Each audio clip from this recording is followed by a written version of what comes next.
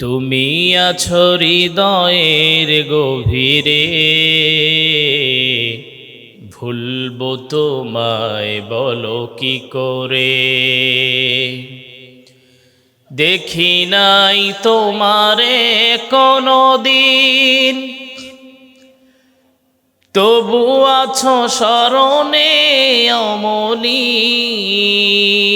দেখি নাই তোমারে কোনদিন, কোনদিন কোনদিন দেখি নাই তোমারে কোনদিন, তবু আছো স্মরণে অমলিন। প্রেমের ভুবনে তোমারি বিরহ ব্যথা, নিশীথের শেফালিরা ঝরে। তুমি আছো হৃদয়ের গভীরে, ভুলবো তোমায় বলো কি করে। তোমায় যদি ভুলে যাই গো কভু, সে হবে আমারে পরাজয়। আমার সকল আশার আলো অবেলায় হারিয়ে যাবে হায়, অবেলায় হারিয়ে যাবে হায়। যতবার তোমারে খুঁজেছি, কোরআনের পথ তত বুঝেছি। যতবার তোমারে খুঁজেছি,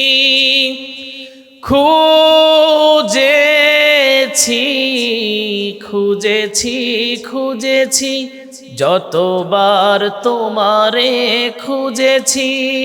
কোরআনের পথ তত বুঝেছি, নিজেকে চিনেছি। হে প্রিয় নবীজি, তোমার পাঠানো ঠিকানা পড়ে, তুমি আছো হৃদয়ের গভীরে, ভুলবো তোমায় বলো কি করে। আলহামদুলিল্লাহ। আল্লাহ রাব্বুল আলামিন পবিত্র কালামুল্লাহ শরীফের মধ্যে সুন্দর করে বান্দাদেরকে উদ্দেশ্য করে বলছেন, শোনো, তোমরা একটা সময় ছিলে না, তোমাদেরকে জীবন আমি আল্লাহ পাক দান করেছি। আল্লাহ পাক বলছেন, কাইফা তাকফুরুনা বিল্লাহি ওয়া কুনতুম আমওয়াতান ফাআহইয়াকুম সুম্মা ইউমীতুকুম সুম্মা ইউহয়ীকুম সুম্মা ইলাইহি তুরজাউন। সবাই বলি আল্লাহু আকবার। আল্লাহ পাক বলছেন, তোমরা কি ভাবে সেই রবকে তোমরা অস্বীকার করো, অথচ তোমাদের প্রাণ এক সময় ছিল না, যিনি আমাকে এবং আপনাদেরকে যিনি প্রাণ দান করেছেন। সবাই আওয়াজ দিয়ে বলবেন, তিনি কে? আমাদের এক সময় প্রাণ ছিল না, আল্লাহ পাক আমাদেরকে প্রাণ দান করলেন। হাল আতা আলাল ইনসানি হিনুম মিনাদ দাহরি লাম ইয়াকুন শাইয়্যান মাযকুরা। একটা সময় ছিল যখন আমার আপনার অস্তিত্ব ছিল না। একটা নির্দিষ্ট সময় ছিল, 100 বছর পূর্বে এখানে যারা ছিলেন, 120 বছর পূর্বে এখানে আমিও ছিলাম না, আপনিও ছিলেন না। আবার 120 বছর পর আমিও থাকবো না, আপনি থাকবেন না। এই যে 100 বা 120 বছর পূর্বে আমি আপনি ছিলাম না, আমাদেরকে যিনি জীবন দিয়ে জায়গায় অবস্থান করিয়েছেন, সবাই আওয়াজ দিয়ে বলবেন, তিনি কে?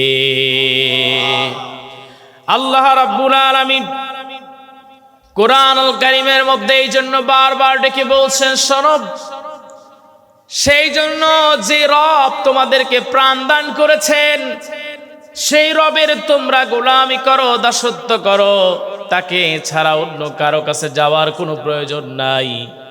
কিন্তু আজকে মানুষেরা সে আল্লাহর কাছে ধন্না না ধরে বাবার কাছে ধন্না ধরে, এমন কিছু লোক আছে না নাই? আছে না? আছে। আমার ভাইরা, আমার বন্ধুগণ, আল্লাহ পাক বলছেন, বিশেষ করে আমি অবাক হয়ে যাই যখন দেখি এমন কিছু মানুষ আছে যারা মুসলিম, কিন্তু তারপরও তারা মূর্তির কাছে গিয়ে ধন্না ধরে। বিশ্বাস হয় আপনাদের? হয় না? আমাদের বাড়ির চারপাশে হলো হিন্দু বাড়ি। এই হিন্দু বাড়িতে যখন আপনার যে লীলা প্রহর কীর্তন অনুষ্ঠান হয়, তখন এই আগের কাতারে নামাজ পড়ার পর আসরের নামাজ পড়ে গিয়ে মুরব্বির আগে বসে থাকে। অনেকজনকে আমি দেখছি। আমার ভাইরা, আমার বন্ধুগণ, আল্লাহ পাক বলছেন, কুল আরাআইতুম মা তাদউনা মিন দুনিল্লাহি আরুনি মাযা খালাকু মিনাল আরদ আম লাহুম শিরকুন ফিস সামাওয়াত। আল্লাহ পাক বলছেন, বলো তোমরা আল্লাহর পরিবর্তে কারে তোমরা গ্রহণ করলে? একবার কি চিন্তা করেছো নাকি আসমান এবং জমিন তৈরি করার ক্ষেত্রে তাদের কোনো অবদান আছে নাকি? আমার ভাইরা, আমার বন্ধুগণ, আসমানটাকে যিনি বানালেন সবাই আওয়াজ দিয়ে বলবেন তিনি কে? জমিনটাকে যিনি বানালেন তিনি কে? আল্লাহ পাক বলেন, ওই সপ্ত স্তর বিশিষ্ট আসমান আমি আল্লাহ পাক বানিয়েছি, তার নামও আমি আল্লাহ পাক দিয়েছি রফিউন নারফালুন কাইদুম মাউন নারাকা রুকনা রুবা। এই যে সপ্ত স্তর বিশিষ্ট আসমান আল্লাহ পাক বানালেন, এই সপ্ত স্তর বিশিষ্ট প্রত্যেকটা আসমানের আল্লাহ পাক নামও সেট করলেন। এক একটা আসমান থেকে এক একটা আসমানের দূরত্ব 500 বছরের রাস্তা। আমার ভাইরা, আমার বন্ধুগণ, ওই আসমান থেকে আল্লাহ রাব্বুল আলামিন আমার আপনার জন্য খাবারের ব্যবস্থা তিনি করেন। বলবেন, হুজুর আসমান থেকে তো খাবার পড়ে না, খাবার আসে তাহলে কেমনে? আল্লাহ পাক বলেন, আল্লাযী জাআলা লাকুমুল আরদা ফিরাশাও ওয়াস সামাআ বিনাআ وأنزل من السماء ماء فأخرج به من الثمرات رزقا لكم فلا تجعلوا لله أندادا وأنتم تعلمون। সবাই বলে আল্লাহু আকবার। আল্লাহ পাক বলেন, ওই আসমানটা হলো তোমাদের জন্য ছাদ, আর এই জমিনটা হলো তোমাদের জন্য বিছানা। আমার ভাইরা, আমার বন্ধুগণ, এই যে প্যান্ডেলটাকে বানানো হয়েছে, উপরে একটা ছাদ সেট করা হয়েছে, নাই? কেন? কারণ পানি পড়তে পারে, পাখি যেতে পায়খানা করতে পারে। এই যে আল্লাহ পাক আসমানটাকে বানালেন, সপ্ত স্তর বিশিষ্ট আসমান আল্লাহ পাক বানালেন, এটা ছাদ স্বরূপ আল্লাহ পাক বানালেন বান্দার নিরাপত্তার জন্য। সুবহানাল্লাহ। আল্লাহ পাক বলেন, ওই আসমান থেকে পানি বর্ষণ করে এই জমিনের ভিতর থেকে যত উদ্ভিদ আছে, যত প্রাণী আছে, সকলের খাবার যিনি তৈরি করেন, সবাই জবান খুলে বলবেন তিনি কে? আপনি যতই মাটির গভীর থেকে সেচ পাম্প দিয়ে, আপনারা কি শুনতেছেন? একটু মনোযোগ দিয়ে শুনেন। যদি আপনারা মনোযোগ দিয়ে না শুনেন তাহলে কিন্তু আমি কথা বলতে পারবো না। টেজে একটু কথা বলেন না, আমি কথা বলতে পারি না, তা বলতে পারি না। এই যে সেচ পাম্প থেকে যতই আপনি পাম্প তুলে জমিনে দেন, এটাতে যেমন ফসল হবে, কিন্তু বৃষ্টির পানি যদি আল্লাহ পাক না দেন এই জমিনে 2, 4, 5, 10 বছর, তাহলে সেচ পাম্পের পানি এক সময় কাজে আসবে না। কথা বুঝতে পারতেছেন? আমি একদিন কয়েকজন মিলে বিকেল বেলা হাঁটতেছিলাম, তো প্রখর রোদের কারণে গ্যামা বা ঘাস লাগানো হয়, জানেন তো? এক আঙ্কেল বলতেছে, ভাতিজা দেখো, এই কয়েকদিন আগেও আমার এই গ্যামা ক্ষেতটা, মানে গ্যামাগুলো সব নষ্ট হয়ে যাবে, পোকা ধরে শেষ। কিন্তু যখন দেখলাম যে বৃষ্টি হলো, গতকালকে বৃষ্টি হয়েছে, তার আগের দিন বৃষ্টি হওয়ার দরুন আমি দেখতে পাচ্ছি যে এত সুন্দরভাবে পোকাগুলো মরেও এসে আবার নতুন করে জীবন পাচ্ছে। আল্লাহু আকবার। তার কারণ হলো বৃষ্টির পানির মধ্যে সব ধরনের ভিটামিন আল্লাহ পাক রেখে দিয়েছে। সুবহানাল্লাহ বলবেন না? আমার ভাইয়েরা, আমার বন্ধুগণ, এই জন্য বৃষ্টির সময় কিন্তু দোয়া করলে দোয়া কবুল হয়, কারণ এই সময় হলো রহমতের সময়। আমার ভাইয়েরা, আমার বন্ধুগণ, কিন্তু এখন জমিনও আমাদের সঙ্গে ভালো আচরণ করে না, আবার আসমান তো করতেও চায় না, ঠিক না? জমিন ভালো আচরণ করে না কেন? তার কারণ হলো গতকাল গেছে ভূমিকম্প, আজকেও ঢাকাতে কিন্তু ভূমিকম্প অনুভূত হয়েছে। আপনারা জানেন কি? এখানে হয়েছে, আমি কইছিলাম গতকালকে যখন আমি ঢাকাতে যাচ্ছি নামাজ পড়ানোর জন্য, তখন আমি দেখতে পেলাম যে মানে সেই ঝাঁকুনি দিয়ে উঠলো। যাই হোক, সবাই বাহিরে চলে গেল ঘর থেকে বের হয়ে, আমি ওখানেই ছিলাম, পরে বের হয়েছি। তো এর পরবর্তীতে আমি তো আর বুঝি নাই, তো যখন সামনে গেছি দেখি একটাও গাড়ি নাই। কিরে গাড়ি গেল কই? বলেন ভাই গাড়ি কই? বলে যে হুজুর গাড়ি সবগুলো চলে গেছে, অনেক গার্মেন্টস কর্মী দ্রুত বের হতে গিয়া অনেকে অসুস্থ হয়েছে, আঘাত পাইছে, আহত হয়েছে, এবং একটা না দুইটা বিল্ডিং অলরেডি হেলেও পড়ছে ওই জায়গায়। আমার ভাইয়েরা, আমার বন্ধুগণ, এই যে আসমান খারাপ আচরণ করে, জমিন খারাপ আচরণ করে, তার কারণটা হলো এগুলো সব হলো বান্দার হাতের কামাই। সবাই কোন ঠিক কিনা?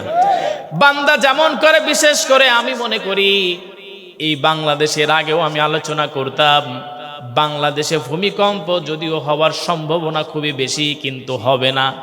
তার কারণটা হলো বাংলাদেশের প্রত্যেকটা প্রত্যন্ত অঞ্চলে কোরআনের তাফসীর হয়, ঠিক কিনা?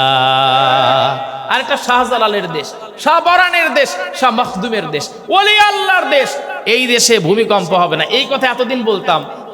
কিন্তু ঘটনা হলো ভেবে দেখলাম হবে না কেন, জিনা যে পরিমাণে বাড়ছে। ঢাকাতে আপনি যাবেন, ঢাকাতে দেখবেন যে কার্ড ফেলে রাখা হয়েছে, জুনু ভাই, রুনু ভাই, টুনু ভাই, ময়না ভাই, মানে এখানে ফোন দিবেন, ওরা আপনার আবাসিক হোটেলে একদম সব ব্যবস্থা করে দেবে। নাউজুবিল্লাহ। আমার ভাইয়েরা, আমার বন্ধুগণ, কি আজীব ব্যাপার জানেন? প্রশাসনের সাথে জড়িত, প্রশাসনের সাথে জড়িত। এরা যদি জড়িত না হয়ে যদি এরা যদি রেড অ্যালার্ট জারি করতো, একদিনে এগুলো ধ্বংস করা সম্ভব ঢাকা থেকে। কারণ এখানকার পার্সেন্ট পুলিশরা পায়, বড় বড় মহলরা পায়, কোন ঠিক কিনা? আগেও পাইছে, এখনো পায়। এখন ঢাকাতে অনেক জায়গায় আপনার ডাকাতি হচ্ছে, আপনার ফ্লাইওভারে অনেক জায়গায় ডাকাতি হচ্ছে, অথচ অনেক ওলামায়ে কেরাম বলছে যে এমনটাও দেখছি যে আশেপাশে পুলিশ দাঁড়ায় আছে, আসলে 200 গজ দূরে পুলিশ বলতেছে কই, পরবর্তীতে গিয়ে বলতেছে কই কই কোন জায়গায় তো ডাকাতি হয় নাই। এই ডাকাতির একটা অংশ এই পুলিশরা পাচ্ছে। সবাই কোন ঠিক কিনা? মানে এখন তো ওই যে আগের কাজ নাই আর। আমার ভাইয়েরা, আমার বন্ধুগণ, কথায় কথা বেড়ে যায়।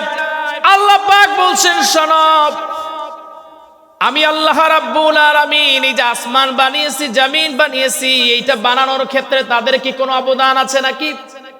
আল্লাহ পাক দেখে বলছেন না, কোনো অবদান নাই, বরঞ্চ এই ধরনের চিন্তা ভাবনা যে সকল মানুষেরা করে, এই ধরনের চিন্তা ভাবনা নিয়ে যে সকল মানুষেরা চলে, আল্লাহ পাক বলছেন কোরআনুল কারীমের মধ্যে, আল্লাহ পাক বলেন এই সকল মানুষেরা সবচেয়ে বিভ্রান্তির মধ্যে রয়ে গেছে। জোরে কন নাউজুবিল্লাহ। এরা হলো পথভ্রষ্ট। আল্লাহ পাক এই কোরআনুল কারীমের পরের স্টেপে, পরের আয়াতে বলছেন যে এই সকল ব্যক্তিরা যারা রব ছাড়া, আল্লাহকে ছাড়া অন্য কাউকে মেনে নিয়েছে, তাকে যারা প্রতিপালক হিসেবে গ্রহণ করে নিয়েছে, তাদেরকে ডাকছে, আল্লাহ পাক বলছেন এর হলো সবচেয়ে পথভ্রষ্ট জাতি। আমার ভাইয়েরা, আমার বন্ধুগণ, আল্লাহ পাক বলছেন, শোনো, তোমাদের এত এত নিয়ামত আমি আল্লাহ পাক দান করেছি গোলাম, কত নিয়ামত দান করেছি শোনো। ফালয়ানজুরিল ইনসানু ইলা তুআমিহি আন্না সাবাবনাল মা সাব্বা। আল্লাহ পাক বলেন মানুষ তার খাবারের প্রতি একটু লক্ষ্য করুক, খাবারের দিকে লক্ষ্য করুক। আল্লাহ পাক বলেন ওই আসমান থেকে আমি আল্লাহ পাক প্রচুর পরিমাণে বৃষ্টি নাজিল করি, বৃষ্টি বর্ষণ করি। সুম্মা শাকাকনাল আরদা শাক্কা, এরপর জমিনটাকে আমি নরম করি। এরপর আল্লাহ পাক বলছেন ফাআমবাতুনা ফিহা হাব্বাও ওয়া ইনাবাও ওয়া কদবা, এরপর এই জমিনের ভিতর থেকে শস্য উৎপন্ন করি, আঙ্গুর শাকসবজি বান্দা তোমাদের জন্য আমি আল্লাহ পাক উৎপন্ন করি। জোরে কোন সুবহানাল্লাহ। এগুলো নিয়ে কখনো ভাবছেন? কোরআনের এই আয়াতগুলো নিয়ে কখনো ভাবেন না কেন? কেন চিন্তা করেন না? আল্লাহ পাক বলছেন যে যে সকল মানুষেরা ভাবে, চিন্তা করে, গবেষণা করে, আর যারা গবেষণা করে না তাদের উদাহরণটা হলো চক্ষুষ্মান আর অন্ধ ব্যক্তি। যেমন চোখ থাকলে যেমন মানুষ, একটা মানুষ যেরকম, আর চোখ নাই যেরকম মানুষ যে চিন্তা করে সে হলো চোখ যার আছে সেরকম। আমার ভাইরা, আমার বন্ধুগণ, এই সকল বিষয়গুলো নিয়ে আল্লাহ পাক ভাবার কথা বলেছেন। মনে রাখবেন, আমার আপনার একটা এই জীবন আল্লাহ পাক দান করেছেন। লা তাযুলু কদম বানি আদম হাত্তা ইউসালা আন খামসিন আন উমরিহি ফিমা আফনাহু। এই যে আল্লাহ পাক লম্বা একটা সময় আমাকে আপনাকে দান করেছেন, এই লম্বা সময়ের হিসাব আল্লাহ পাক চাইবেন কিয়ামতের দিন। বান্দাকে তার সামনে দাঁড় করায়া বান্দার পাঁচটা প্রশ্ন আল্লাহ পাক বান্দাকে করবেন। সবাই বলেন কয়টা? বলেন কয়টা? পিছন থেকে কেউ কথা কন, একটা আওয়াজ দিয়ে বলেন কয়টা? পাঁচটা। আচ্ছা, না বললেন সমস্যা নাই। আমি একটা প্রোগ্রামে গেছিলাম কুষ্টিয়া, তো ওখানে আমি যাই বলি ওনারা কেউ কথা কয় না। এখন আমি আবার কথা না বললে ওয়াজ করতে পারি না। তো এখন পরবর্তীতে শুনলাম যে ওরা, যে মাহফিলটা নিচ্ছি, যদিও জানতাম যে ওরা সালাফি আহলে হাদিস, ঘটনা হলো যে ওরা নাকি কেউ কথা কয় না, মানে খালি শুনে, কেউ কথা কয় না। সুবহানাল্লাহ বলবেন, আলহামদুলিল্লাহ বলবেন। তো বললাম মুহা মাসকালাই, মানে মুহা বিপদ। না, আপনাদের অবস্থা যদি এরকম হয় তাহলে বিপদ। আমার ভাইয়ের, আমার বন্ধুদের একটু আওয়াজ দেন। এই জায়গার হিসাব কিন্তু আল্লাহ পাক নেবেন। টয়লেটে গিয়ে যদি 2 মিনিট বেশি থাকেন হিসাব হবে, এই জায়গার হিসাব হবে না। এটা কোরআনের মাহফিল, দাম আছে না নাই? আছে। জীবনের 5টা হিসাব, 5টা প্রশ্ন আল্লাহ পাক আপনাকে দাঁড় করায় করবেন। 1 নাম্বার হলো জীবনটা, সময়টা কোন পথে ব্যয় করেছো। কঠিন না? এখন আমাকে আপনাকে যদি বলা হয়, বিশেষ করে আমাকে যদি আল্লাহ পাক দাঁড় করায় বলেন, রুহুল আমিন সাব্বিরি বলো, তোমাকে আমি 40 বা 50 বছর বা 30 বছর, 28, 27 বছর, 25 বছর জীবন দান করেছিলাম, এই 25 বছর 30 বছরের জিন্দেগির হিসাব আমাকে তুমি দিয়ে যায়, কোন পথে তুমি সময়টাকে ব্যয় করেছো। আমার ভাইয়েরা, আমার বন্ধুগণ বলেন, 25 বছর নয়, 25 মিনিটের হিসাব চাইলে দেওয়ার ক্ষমতা কারো নাই, ঠিক কিনা? এরপরে পরে আছে আরো 4টা প্রশ্ন। প্রথম প্রশ্নে আমি আপনি ধরা। আমার ভাইয়েরা, আমার বন্ধুগণ, এই জন্য বিষয়টা হলো দুনিয়ার জমিনে আমাকে আপনাকে কেমন করে চলতে হবে, কেমন করে আমি আপনি চলবো, সব বিষয়গুলো আল্লাহ পাক তুলে দিয়েছেন কোরআন কারীমের মধ্যে। আমি আপনি যদি ভুল পথে চলে যাই, সেই ভুল থেকে সংশোধন হওয়ার জন্য একটা গাইডলাইন আল্লাহ পাক দিয়েছেন। আমি ব্যক্তিগতভাবে মনে করি, এই যে প্রত্যেকটা হাফিজি মাদ্রাসা রয়ে গেছে, এই এক একটা মাদ্রাসা হলো এক একটা সূর্য, আর এখান থেকে আমার যে সকল হাফেজে কোরআন ভাইয়েরা বের হয়, এগুলো হলো এক একটা আলো। জোরে কোন সুবহানাল্লাহ। আল্লাহ পাক বলছেন, সূরা ইব্রাহিম থেকে তেলাওয়াত করেছি, কিতাবুন আনজালনাহু ইলাইকা লিতুখরিজান নাসা মিনাজ যুলুমাতি ইলান নূর। আল্লাহ পাক বলছেন, হে রাসূল, এই কিতাবটা আমি আপনাকে এমনি এমনি দেই নাই। এই কিতাবটা দেওয়ার উদ্দেশ্য হলো অন্ধকারে থাকা নিমজ্জিত মানুষগুলোকে যেন আপনি আলোর রাস্তা দেখাতে পারেন, সেই জন্য আমি আল্লাহ পাক এই কোরআনটা দিয়েছি। জোরে কোন সুবহানাল্লাহ। প্রিয় ভাইরা, এই কোরআনের মধ্যে আপনি কোন দিকে যাবেন সব আছে। এই কোরআনের মধ্যে আপনি কোন দিকে যাবেন, ভুল দিকে গেলে আপনি সংশোধন হতে পারবেন। আপনি যা চান এই কোরআনের মধ্যে তাই আছে। আল্লাহু আকবার। আপনি যদি বলেন হুজুর বিজ্ঞানের কথা আছে, হ্যাঁ আছে। আপনি যদি বলেন যে দুনিয়াতে কেমনে চলবো, সেটার কি গাইডলাইন দেওয়া আছে, হ্যাঁ। আখিরাতের কথা সব আছে। এমন কি কেমন করে আল্লাহ পাক মানুষ বানিয়েছেন, কিভাবে আমরা কোথায় ছিলাম, কোথায় থেকে কোথায় এসেছি, কোথায় ছিলাম, কোন অঙ্গে ছিলাম, কোথায় থেকে কোথায় প্রবেশ করলাম, সব আল্লাহ পাক কোরআনুল কারীমের মধ্যে দিয়েছেন। আমার ভাইয়ের, আমার বন্ধুগণ, একটু হিউম্যান ইমব্রোলজি নিয়ে কথা বলি, শোনেন। মানব দেহ, মানব বডি নিয়ে কথা বলি। বাবার যে লিঙ্গ থাকে, এই লিঙ্গ থেকে নাপাক পানি বের হয়। সেই নাপাক পানি থেকে আল্লাহ পাক চারটা জিনিস বানান: রক্ত, গোশত, চর্বি আর চামড়া। মায়ের যে রেহেম আছে, সেই রেহেমের মধ্যে নাপাক পানি থেকে আল্লাহ পাক আর চারটা জিনিস বানান: চুল, রগ, হাড় আর পর্দা। হলো মোট 8টা জিনিস। আল্লাহ পাক বলেন, শোনো, পূর্ণাঙ্গ মানুষ এখনো হতে পারো নাই। আমি আল্লাহ পাক যেহেতু রহমান, আমি আল্লাহ পাক যেহেতু রাহিম, আমার দয়ার খাতিরে আমি আল্লাহ পাক 5টা জিনিস যোগ করে একটা পূর্ণাঙ্গ মানুষ তৈরি করে। জোরে কোন সুবহানাল্লাহ। আল্লাহ পাক বলছেন, তোমাকে আমি ব্রেন নামক নিয়ামত নিজে দান করেছি। সুবহানাল্লাহ। এখন ব্রেন নামক নিয়ামত যদি আপনার না থাকতো, আপনার নামটাই চেঞ্জ, পাগল। আপনি ব্রেনটা আছে ভালো, চোখ নাই, আপনার নামটাই চেঞ্জ, আপনার নাম হলো কানা। আল্লাহ পাক বলেন, শ্রবণ শক্তি দিয়েছি, যদি তুমি না শোনো তাহলে তুমি হলে বধির, ঠসা। যদি বাক শক্তি তোমাকে দিয়েছি, যদি না থাকে তাহলে তুমি কথা বলতে পারো না, বোবা। আল্লাহ পাক বলেন, এরপরে তোমার জিহ্বা এবং নাকের মধ্যে ঘ্রাণ শক্তি দিয়ে একটা পূর্ণাঙ্গ মানুষ আমি আল্লাহ পাক তৈরি করেছি। সুবহানাল্লাহ। আমার ভাইরা, কুরআনুল কারীমের মধ্যে যদি হিউম্যান ইমব্রোলজি নিয়ে কথা বলা যায়, ঘন্টার পর ঘন্টা কথা বলা যাবে, কিন্তু আজকে ওই টপিকটা আমি নেই নাই। আমি নিয়েছি কোন টপিক? আজকে আমি বুঝাতে চাই এই মার্কাজটা আপনাদের জন্য, এলাকার জন্য, দেশের জন্য, আন্তর্জাতিক পর্যায়ে কতটা গুরুত্বপূর্ণ, এই বিষয় নিয়ে আমি আজকে কথা বলবো ইনশাআল্লাহ। আমার ভাইয়েরা, আমার বন্ধুগণ, এখন শোনেন। প্রথম নাম্বার প্রশ্ন করা হবে, আন উমরিহি ফিমা আফনাহু। তুমি তোমার জীবনটাকে কোন রাস্তায় পরিচালিত করেছিলে? আমার ভাইরা, আমার বন্ধুগণ, এই যখন আল্লাহ পাক এই কথা বলবেন, কিন্তু আপনার দুনিয়াতে যদি আপনি চলেন কোন রাস্তার উপরে?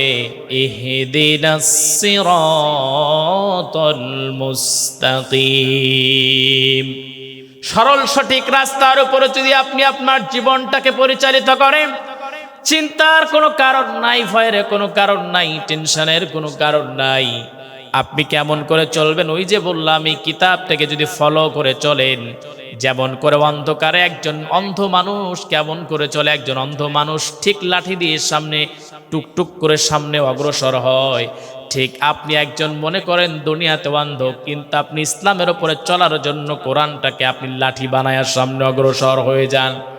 আমার ভাইয়েরা, আমার বন্ধুগণ, আল্লাহ পাক এই যে লম্বা সময়ের হিসাব চাইবেন, আল্লাহ পাক সেটা কিন্তু কোরআনুল কারীমের মধ্যে বলে দিয়েছেন সুন্দর করে, ওয়াল আসর, সময়ের কসম। কিসের কসম? দেখেন কার সাথে কোন জায়গার মিল পড়ে যাচ্ছে। চাইবে আপনার কাছে জীবনের হিসাব, মানে সময়ের হিসাব, আর আল্লাহ পাক সময়ের একটা সূরায় দিয়েছেন, ওয়াল আসর, সময়ের হিসাব চাইবেন আল্লাহ পাক। আল্লাহ পাক বলেন, ওয়াল আসর, সময়ের কসম, আসরের কসম, যুগের কসম, ইতিহাসের কসম। ইন্নাল ইনসানা লাফি খুসর, মানুষ অবশ্যই ক্ষতিগ্রস্তের মধ্যে আছে, মানুষ সবাই ক্ষতির মধ্যে আছে। এইবার আল্লাহ পাক বলেন, ইল্লাল্লাযীনা আমানু ওয়া আমিলুস সলিহাতি ওয়া তাওয়াসাউ বিল হাক্কি ওয়া তাওয়াসাউ বিস সবর। কিন্তু তারা নয় যারা ঈমান এনেছে।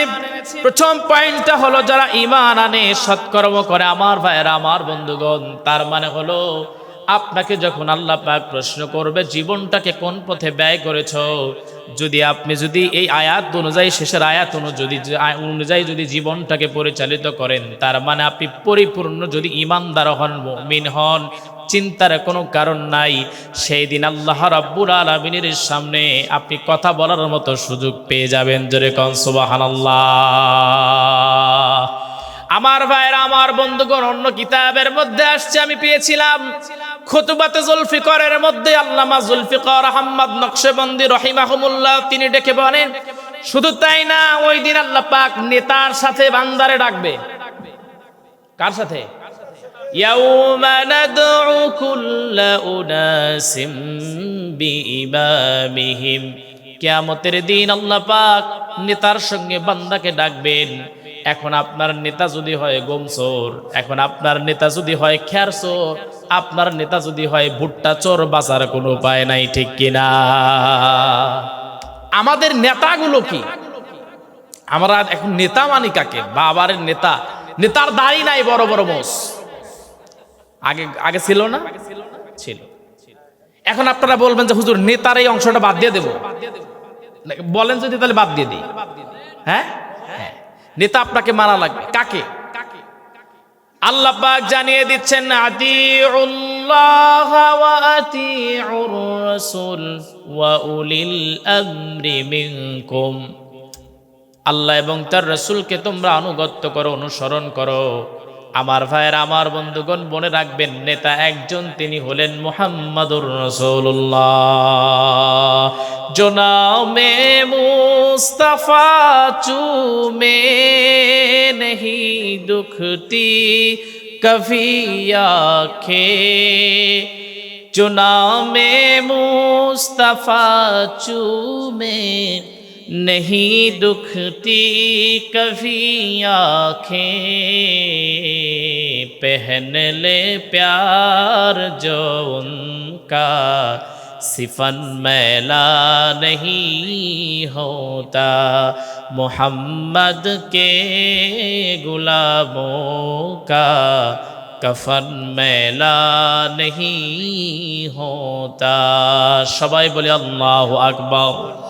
নেতা ছিলেন মুহাম্মাদুর রাসূলুল্লাহ সাল্লাল্লাহু আলাইহি ওয়াসাল্লাম। নবীজি কেমন নেতা ছিলেন? নবীজিকে আঘাত করেছেন, কিন্তু নবীজি সাল্লাল্লাহু আলাইহি ওয়াসাল্লাম তারে মাফ করে দিয়েছেন। সাহাবীদের ঈমান দীপ্ত জীবনীর ভিতরে আমি পেয়েছিলাম আবু জেহেলের একটা ছেলে ছিল, যার নাম ছিল ইকরিমা ইবনে আবু জেহেল। আবু জেহেলের জীবনীটা কম বেশি আমরা সবাই জানি। একবারে খাঁটি বদমাইশ। আল্লাহ রাব্বুল আলামিন তার একটা সন্তান দান করেছিলেন, যার নাম হলো ইকরিমা। বদরের প্রান্তে নবীজির শিশু দুইটা ছোট ছোট সাহাবী ছিল, তার মধ্যে একজনকে নিজে হত্যা করেছিলেন। এই ইকরিমা তিনি নবীজি যখন মক্কা বিজয় করলেন, মক্কা বিজয় করার পর নবীজি সাল্লাল্লাহু আলাইহি ওয়াসাল্লাম তিনি যখন মক্কা বিজয় করলেন, নবীজি সাল্লাল্লাহু আলাইহি ওয়াসাল্লাম 15 জনরে মাফ করেন না। এর মধ্যে ছিলেন ইকরিমা। এই ইকরিমা ইবনে আবু জেহেল তিনি চিন্তা করলেন আজকে বাঁচার কোনো কায়দা নাই, বাঁচার কোনো উপায় নাই। তিনি ঘোড়া নিয়ে রওনা দিয়ে ফেললেন।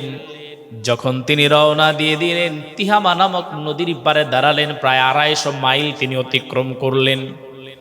250 মাইল অতিক্রম করার পর যখন তিনি তিহামা নামক নদীর পাড়ে গিয়ে দাঁড়িয়েছেন, মাঝিকে ডেকে বললেন, মাঝিরে শোনো, আমাকে একটু পার করে দাও।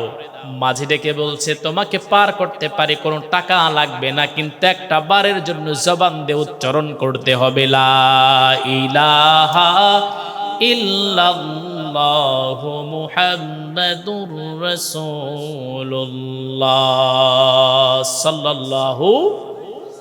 ইকরিমা এবার ডেকে বলে, আহারে, এটা তো ঘরের কাছের দাওয়াত, এটা তো ঘরের কাছের কথা ছিল, পালায় আসলাম এত দূর, এখানেও দেখি এটা পৌঁছে গেছে। মানে ওর মাথায় আসে নাই যে এটা কত দূর চলে গেছে। আল্লাহু আকবার। আমার ভাইয়েরা, আমার বন্ধুগণ, ওরা কিন্তু এই কোরআনটারে বন্ধ করতে চেয়েছিল, কোরআনের আলোটাকে বন্ধ করতে চেয়েছিল, তারা পারে নাই। ইউরিদুনা লিইউতফিউ নূরাল্লাহি বিআফওয়াহিহিম ওয়াল্লাহু মুতিম্মু নূরিহি ওয়ালাউ কারিহাল কাফিরুন। কাফেররা চেয়েছিল এই কোরআনের আলোটাকে তারা নিভিয়ে দিবে, কিন্তু আল্লাহ পাক বললেন, না, তোমরা সেটা পারবে না, বরঞ্চ আমি আল্লাহ রাব্বুল আলামিন এই আলোটাকে পুরো বিশ্বময় ব্যাপী জ্বলায়া দেব। জোরে কোন সুবহানাল্লাহ। ইকরিমা ইবনে আবু জেহেল সে যখন গেছেন, যাওয়ার পর এবার দেখেন যে মানে মাঝিটাই বলতেছে যে তুমি যদি কালেমা পড়ো তাহলে তোমারে আমি এখানে পার করে দেব। ঠিক ইকরিমার স্ত্রী চিন্তা করলেন, আগে পরে মুহাম্মাদের চেয়ে সত্য কথা কেউ বলে না। যাই মুহাম্মাদের কাছে যাই, নবীজির কাছে গিয়ে দাঁড়ালেন। দাঁড়ানোর পর নবীজির কাছে এসে দাঁড়ানোর পর ডেকে বলছেন, আল্লাহর হাবিব শোনেন, আমাকে আপনি চিনবেন না, কিন্তু আবু জেহেলের ছেলের স্ত্রী হলাম আমি, ইকরিমার স্ত্রী আমি। ইয়া রাসূলুল্লাহ, ইয়া হাবিবাল্লাহ, আজকের দিনে সবাইকে আপনি মাফ করে দিলে 15 জনকে মাফ করেন নাই, তার মধ্যে আমার স্বামীও রয়ে গেছে। নবীজি, আমার কি কোনো অপরাধ আছে নাকি? আমার যদি কোনো অপরাধ থেকে থাকে আমি আপনার কাছে মাফ চাই, মাফ করে দেন, আমি মুসলমান হতে চাই। নবীজি তারে মুসলমান বানায়া দিনে ইকরিমার স্ত্রী ডেকে বলছেন, ইয়া রাসূলুল্লাহ সাল্লাল্লাহু আলাইহি ওয়াসাল্লাম, শুনেন, আমি একটা বারের জন্য আপনাকে বলতে চাই, আমার স্বামী ইকরিমা সে যদি মুসলমান হয় তারে কি মাফ করা যায় নাকি? আল্লাহর নবী বললেন, শোনো, তোমার স্বামী ইকরিমা যদি কালেমা পড়ে মুসলমান হয়ে যায়, আমি নবীজি ঘোষণা দিব অবশ্যই তারে মাফ করে দিব, যতই অপরাধ সে করুক না কেন। কেমন নেতা আমরা পেয়েছিলাম শুনেন।